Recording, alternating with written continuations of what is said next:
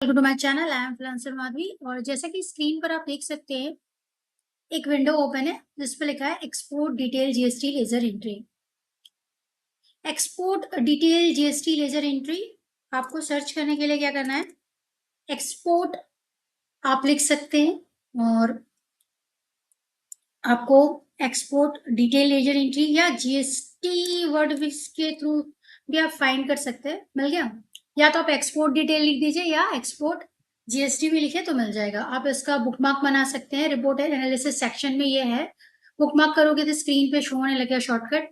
Click करेंगे, आपके system में जितनी भी जीएसटी लेजर एंट्रीज हैं, अगर आप उनको एक्सेल में भेजना चाहते हो तो ये जो रिपोर्ट एनालिसिस है, ये जो विंडो है, ये आपको फैसिलिटी देती है कि आप वो डेटा अपने सिस्टम का, जीएसटी का एक स्पेसिफिक पीरियड, स्पेसिफिक फिल्टरेशन वाला डेटा आप एक्सेल पे एक्सपोर्ट कर लो, जो आपको रिपोर्टिंग के लिए या फिर जीएसटी पोर्टल पे अपलोड के लिए चाहिए होगा। तो डेट आप ले सकते हो, आपको डेट सिलेक्शन करना पड़ेगा। अब जैसे मान लो मैं पिछले मंथ का डेटा लेना चाहती हूँ, तो मुझे सिर्फ 1 से 30 जून चाहिए, तो 1 to 30 जून का डेटा मैंने ले लिया। जीएसटी लोकेशन जो होगा आपका रजिस्टर्ड लोकेशन, वो आप ले लो। और उसके बाद transaction type, sale, purchase, settlement. अब अगर मान लो मुझे सेटलमेंट का डेटा डालना है, सेल, परचेज, ट्रांसफर या सेटलमेंट, तो मैं सेटलमेंट ले लूंगी। नेचर ऑफ जो सप्लाई है, B2B हो सकता है, B2C, बिजनेस टू बिजनेस हो सकता है, बिजनेस टू क्लाइंट, जो आपकी कंपनी है, मतलब कस्टमर, बिजनेस टू कस्टमर हो सकता है। तो B2C means business to customer. तो आप B2C कर सकते हो, जैसे आप वॉक इन कस्टमर के साथ डील करते हो, या अदर भी कस्टमर हो सकते हैं। तो बिजनेस टू बिजनेस, जिसमें भी आपके रजिस्टर्ड बिजनेस होंगे और जिसके साथ आप डील कर रहे हो, और B2C में आपके जो भी क्लाइंट्स हैं, चाहे वो वॉक इन वाले हो, अनरजिस्टर्ड हो, तो इस तरह से भी आप कर सकते हो।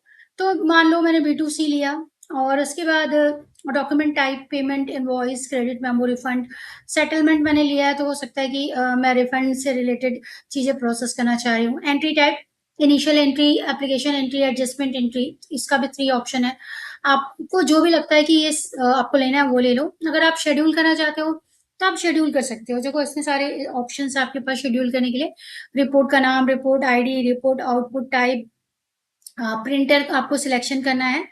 उसके बाद आपको डेट फॉर्मूला जो भी आप लेना चाहते हो वो, और ओके, ये क्या होगा, शेड्यूल हो जाएगा। लेकिन मैं अभी शेड्यूल नहीं कर रही हूँ, तो मैं इसे कैंसिल कर दूंगी। और अगर आप शेड्यूल कर रहे थे तो आप शेड्यूल कर सकते हो। अगर आप शेड्यूल नहीं कर रहे थे तो आपको क्या करना है, आप सिंपल ले सकते हो। अब डेट पैटर्न जो है ना, डेट पैटर्न आप जल्दी जल्दी अगर आपको करना है तो आप डेट पैटर्न इस तरह से भी डाल सकते हो। जरूरी नहीं कि आप हर बार सिलेक्ट करो। आपका बस फॉर्मेट DDMM YY है या नहीं, वो आप एक बार क्रॉस चेक कर लेना। तो कुछ काम आप इस तरह से भी कर सकते हो। ठीक है, ये मैंने डाल दिया।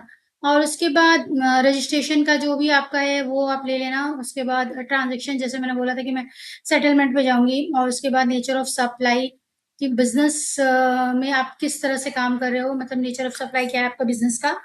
ठीक है, तो बिजनेस का नेचर बताना है, सप्लाई का नेचर बताना है। और उसके बाद फिर रिफंड, और उसके बाद एडजस्टमेंट एंट्री। और इसके बाद हम क्लिक करेंगे ओके पे, तो एक एक्सेल जनरेट हो जाएगी आपके पास, और वो एक्सेल डाउनलोड हो जाएगी। और आप क्या कर सकते हो, आप उसको ओपन कर सकते हो। ओपन करने से आपको क्या करना है, और उसका जो स्टाइल होगा ना, वो स्टाइल आपको दिख जाएगा। देखो ये स्टाइल एक्सेल में जब डाउनलोड होता है तो क्या करता है कि इस तरह से आता है। ठीक है, तो आपको इस तरह से दिखेगा, एंट्री नंबर, एंट्री टाइप। आप एक बार सिलेक्शन करके अगर इस तरह से क्लिक कर दोगे तो सारा फुल मोड में दिखने लगेगा। एंट्री टाइप, सबसे पहले एंट्री नंबर से शुरू हुआ। ठीक है, जैसे आपका सीरियल नंबर जिसे कहते हैं, ट्रांजेक्शन नंबर। उसके बाद टाइप, परचेस, सेल, सेटलमेंट, हमारा सेटलमेंट था। ट्रांजेक्शन टाइप, तो एडजस्टमेंट एंट्री। ठीक है, document type, document number, posting date, type number, product type, source number. So source, basic source क्या था, फिर HSN SSC कोड्स, अगर सर्विस है तो SSC कोड होगा। फिर GST component, GST group code, GST deduction, GST base amount, GST percentage, GST amount. Base amount मतलब जिसके ऊपर वो कैलकुलेट हुआ था, और GST अमाउंट जो एक्चुअल अमाउंट है। ठीक है, एक्सटर्नल डॉक्यूमेंट आपका वेंडर या जो भी इनवॉइस नंबर है वो, अमाउंट लोडेड ऑन आइटम, ये आइटम से रिलेटेड है। Quantity GST without payment of duty, GL account जो भी जीएल अकाउंट से कनेक्टेड है, reverse by entry number, reverse अगर वो हुआ था रिवर्स तो document line number, item charge entry, reverse charge, GST on payment, payment document, GST exempted good, अगर एक्सेप्टेड गुड्स वाला कुछ अगर आपका कॉन्सेप्ट रन कर रहा होगा तो डिपेंड करता है कि आपने कौन सा transaction type, entry type choose किया, उसके बेसिस पे ये सब डेटा फिल होगा। जिससे रिलेटेड होगा वो कॉलम फिल होगा, जिससे रिलेटेड नहीं होगा वो कॉलम ब्लैंक रहेगा। Location, registration number, buyer seller registration number, GST group number, sorry GST group type, GST credit, GST reversal entry, transaction number, currency code, currency factor, application document type, application document number applied from entry number, reverse entry number, remaining close, जैसी rounding precision, GST rounding type. अब rounding के अभी आपको पता ही है, अब round nearest कर सकते हो या फिर अपवर्ड एंड डाउनवर्ड राउंडिंग जो होती है। Location code, GST customer type, GST vendor type, original invoice का जो नंबर होगा, क्योंकि अगर आपने सेटलमेंट किया है, रिवर्स किया है तो ये होता है कि आपने एप्लीकेशन एंट्री पास करवाई है या फिर उसमें कोई चेंजेस करवाई थी, तो original entry number, invoice number जो है वो ओरिजिनल इनवॉइस का जो नंबर है, इनवॉइस नंबर यहाँ आ जाएगा। रिकंसिलेशन मंथ, अगर इसका रिकंसिलेशन मंथ ईयर से रिलेटेड कुछ डेटा होगा, रिकंसाइल्ड हुआ होगा, credit avail, paid, credit adjustment type, unapplied, GST place of supply, मतलब कहाँ आप कंसिडर करोगे कि जीएसटी कहाँ पे लगा था, origin GST place of supply, मतलब कहाँ से आप दिखाओगे कि जीएसटी यहाँ से लगना शुरू हुआ था, ठीक है, वो आपका जीएसटी प्लेस ऑफ सप्लाई हो जाएगा। उसके बाद है आपके पास payment type, distributed reverse, input service distribution.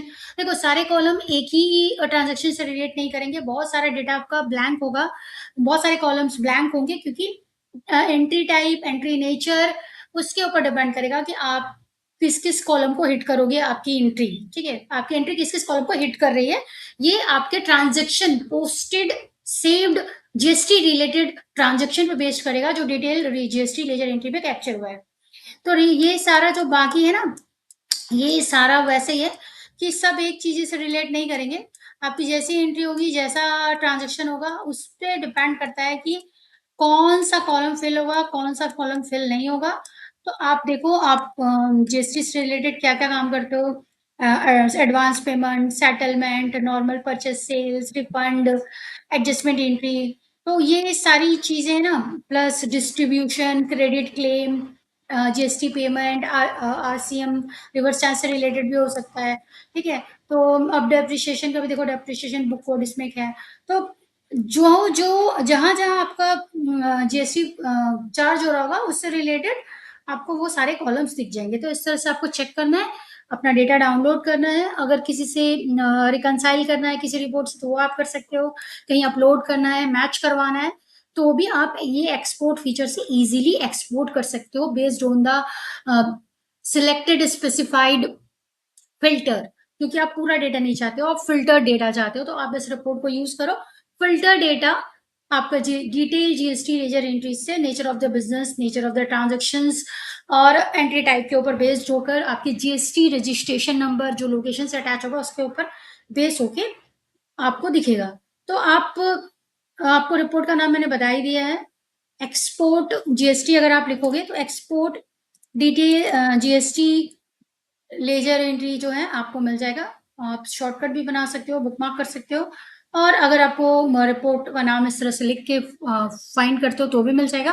बाकी डिटेल आप जैसे मैंने रिपोर्ट पे डेटा डाला था, जैसे आपको डेट वाइज चाहिए, जो एंट्री टाइप या ट्रांजेक्शन वाइज चाहिए, वो आप फिल्टर लगा के एक्सपोर्ट करो, आपके डाउनलोड सेक्शन में डाउनलोड हो जाएगा। वहां से आप एक्सेल लेकर आप इसका जो भी आपको यूज करना है फॉर रिपोर्टिंग एनालिसिस और फॉर मेल में सेंड करना है या फिर जीएसटी पोर्टल पे डालना है, और उस एक्सेल में तो आपको पता है फिल्टर लगा सकते हो, कॉलम्स आपको जो रखने हैं नहीं रखने हैं वो आप मैप कर सकते हो। तो एक्सेल का फीचर तो आपके पास है ही, एक्सेल डाउनलोड के बाद। तो देखिए आपके क्या काम आता है ये, और प्लीज शेयर योर फीडबैक कि इससे कोई पर्पस फुलफिल होता है या नहीं। Thank you for watching.